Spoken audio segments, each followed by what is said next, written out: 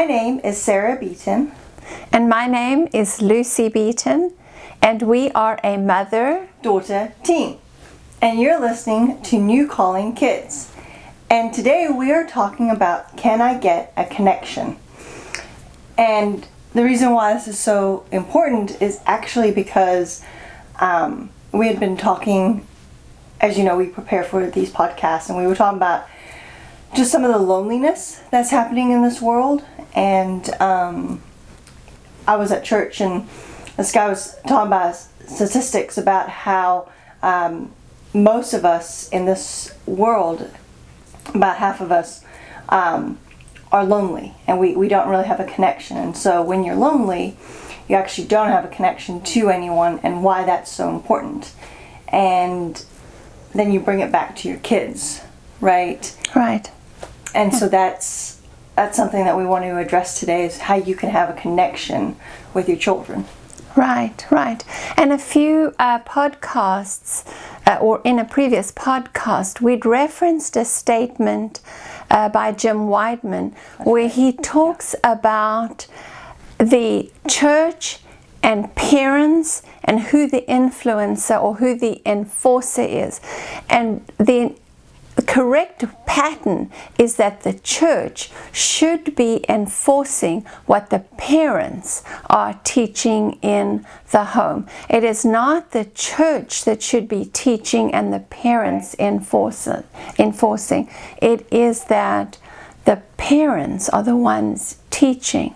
And so what I was going to say is, and we discussed that by the parents as servant leaders in previous podcasts. We did. How parents are actually the first, and family, right? Family devotional, and the value of family.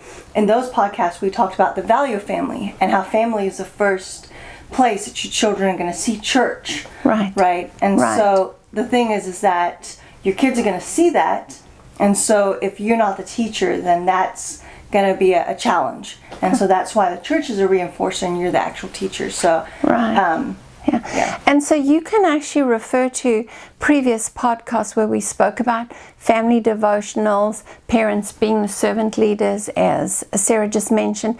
And also there are some podcasts talking about how to read the Bible, pray, and journal. So that our goal is to give parents tools so that they can actually teach their children, but not just how to, but the actual. It's a connection. So when you do a family devotional, right, you are connecting with your child. So you can ask Johnny, hey Johnny, what did that verse mean to you, right? And Johnny can go, well, when I think of a lamp, right, there's a verse in Proverbs 20, I think it's 20:37, or it's Proverbs 20:27. We'll put the link in the, but it talks about the Spirit being a lamp to your soul, and God can search within you, right? So you might go, well, Johnny, what does that mean to you? That means, and Johnny might be under 10. We'll say he's under 10. That means that God takes a torch and looks inside you, right? And you go, well, not quite, but that's a really good example, right? Right. And so you can expound on that, but you're having a connection with him. You're not just having a connection with him, you're also helping him grow in God, right? Right. And so that is a way of you connecting with them. Right. I remember listening to an Instagram, this dad had been on his phone, and the phone died, okay? And anyway, so he put it down, because now he can't use it, because it's dead. And he looked, and his daughter was looking at him, and she smiled. And then she'd do some whatever activity she was doing, and then she'd look up to see, and she'd smile, because now Dad was paying attention. His eyes were on her, right? And so Dad was now paying attention. The other kids looked up, and you could see that there was a difference in the way that they looked, because they looked a little bit like, oh, they're on their phone, they're busy, And that meant their eyes were not on their child and what they were doing. So they weren't connecting Right. with whatever their child was doing. And here's the thing, your child's going to be at like gymnastics, baseball, football, whatever. Hey, Mom, Dad, did you see that play when I did and this and that, you know? And they'll use some technical terms. And I know we're not going to always know what every one of them are, but you can go, I saw it. That was so great, Johnny or Susie or, you know, whatever your child's name is. I'm proud of you. You did great, you know. Or you can be like, I want to, like your child might say, can you help me be better and can we practice and da-da-da. And so you'll be able to go, yes, we can, because now you've actually seen it. Whereas like if you're connected to your phone, this is what has your attention. Mm-hmm. And so your child now goes, did you see that? And you go, yeah, I did. What did I do? You went around the guy. And your child can go, yeah, but like, you don't really know what I did. Right. You know? And so it's that connection, you know? So all communication starts with a connection, and communication in our families is so important. And when we mean connection, it is that face-to-face. Are your eyes on me, or as a parent, are you connecting, your eyes connecting with your phone, your iPad, or a tablet, or your whatever your content is streaming on TV? What is your true connection? Because your child will recognize that. They will see where you are connecting, and if you're actually connecting with them, because they're looking for your eyes on them. My mom always says you can't be doing two things at one time. And especially, I'll be honest, I think I've seen this more and more, but if I'm reading an email on my phone and my mom says, so what are we doing for dinner, or what are we doing for, you know, this podcast, or, and I'm like, yep, sounds great. And it's like, were you hearing, were you listening, you know? I've always been told there's a difference between hearing and there's a difference between listening. Correct. Hearing is just hearing the words, and then listening is going, oh, okay, we are actually doing that. Correct, yeah. You know? And there have been times if we're so-called communicating and I know that we've lost a connection, I'll just stop mid-sentence and I will know if we ever pick up whether we truly had that connection in the communication. So, connection is really what is so important, so that our children are not lonely. But even as a parent, are you lonely? Where is your connection that you actually need to see? Okay, we need to help our children see the connection between what they hear and what for example, what they're hearing at school or church, and what is happening in the family. Is there that connection? Okay, and that the connection in the conversation is what is so important, because we've become very aware that in the last period of time, perhaps 5-10 years, right, somewhere there. As technology has advanced and there's a lot of ability to use technology, we've lost the communication skill, and that's really what makes community, which is that first community that God created, going back to what we said, families first. So, and no connection is a lonely child. And there might be times when, like, your child might come to you with a situation, right, and they want to hear what you're going to say. And if you're not giving them that connection, they are going to go and find it somewhere else. They will. You know? And it's not always going to be positive. You might hope it's positive, right? But it might not be. And the thing is that you might, later down the road, you know, a child says, if you keep saying, like, you know, 1 minute, or hold on, or, you know, you're not having that connection, then later on when they're a teenager or they're a young adult and they go and you ask them for help, they're like, I don't have time for that.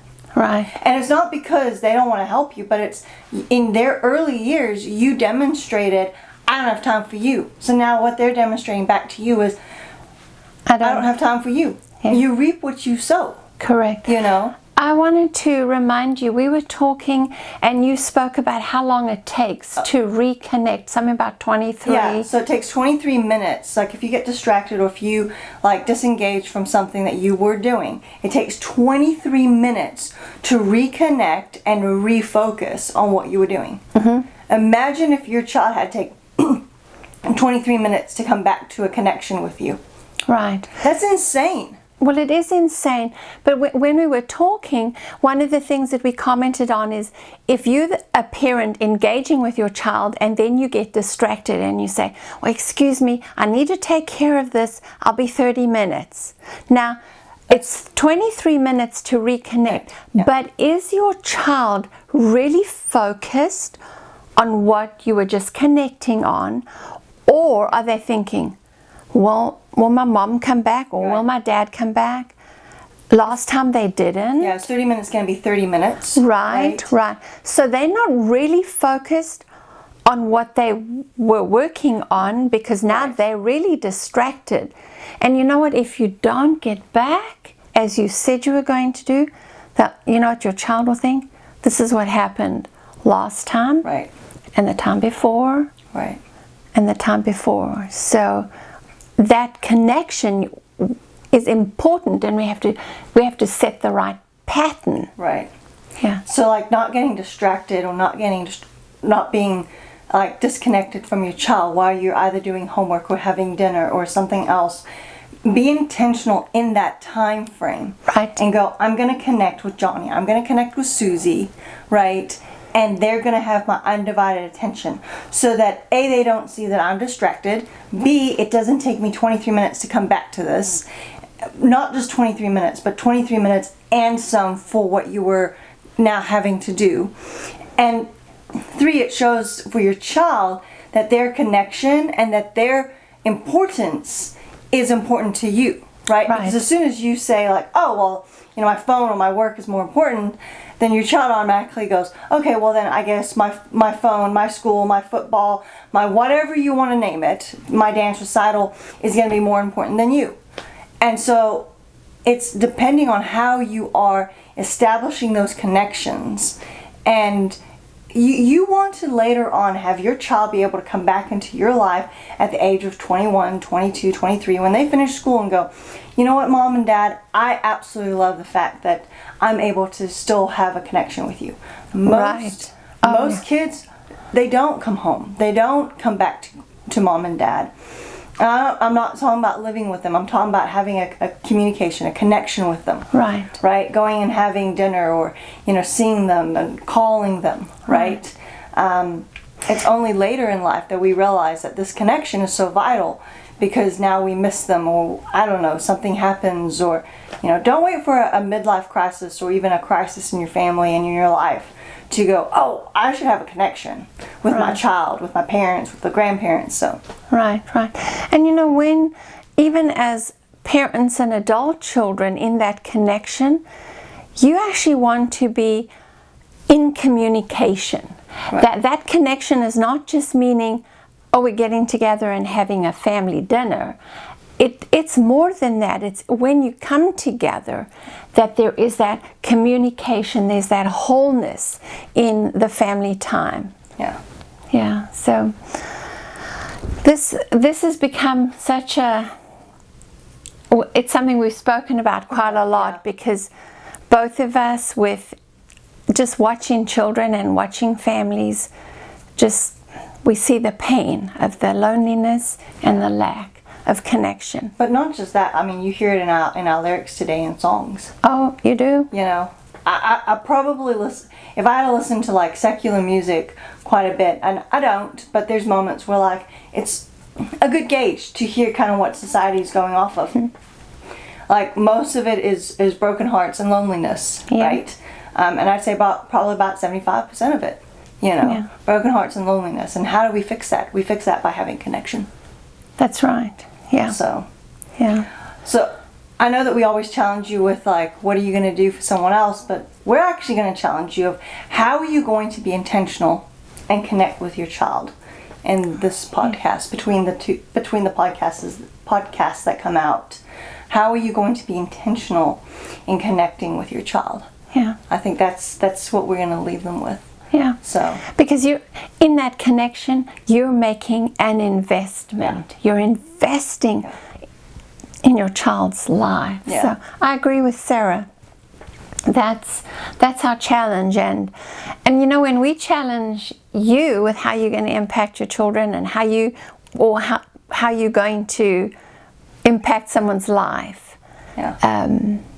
You know, we actually look at what we need to do to make sure that we are the example that we want to be for families and for others.